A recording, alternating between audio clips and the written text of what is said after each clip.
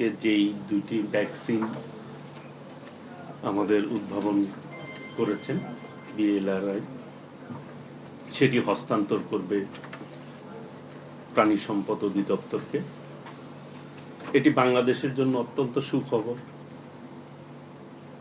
যে আমাদের বৈজ্ঞানিকরা, রিসার্চার্সরা এটা করতে সক্ষম হয়েছেন। সেই জন্য আমি আনুষ্ঠানিকভাবে তাদেরকে ধন্যবাদ জানাই,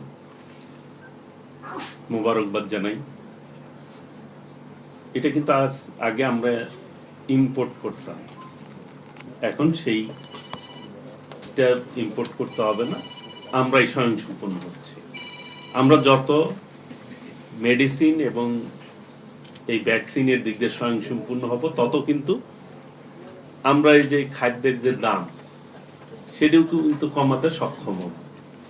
কাজে আমরা চেষ্টা চালিয়ে যাচ্ছি দেশের অর্থনৈতিক অবস্থা কিভাবে ভালো করা যায়, সমৃদ্ধশালী করা যায়, যেটি আমাদের মাননীয় প্রধানমন্ত্রী দেশনায়ক তারেক রহমান উনি সবসময় বললে থাকেন, আমাদের যে স্পিরিট বাংলাদেশ ফার্স্ট,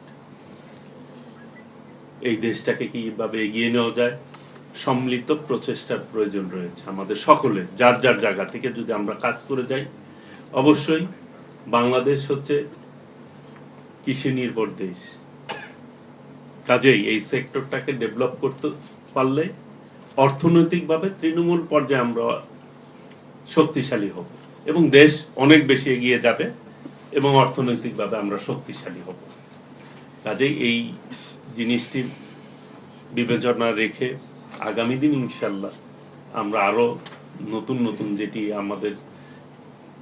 আমরা রপ্তানি করে থাকি, সেইগুলিও যাতে আর রপ্তানি করতে না হয়, সেটি যাতে আমরা নিজেরাই উৎপাদন করতে সক্ষম হই। আজকে যে দুইটি ভ্যাকসিন যেভাবে করা হয়েছে, আশা করি বাকিগুলি আমরা করতে সক্ষম হব।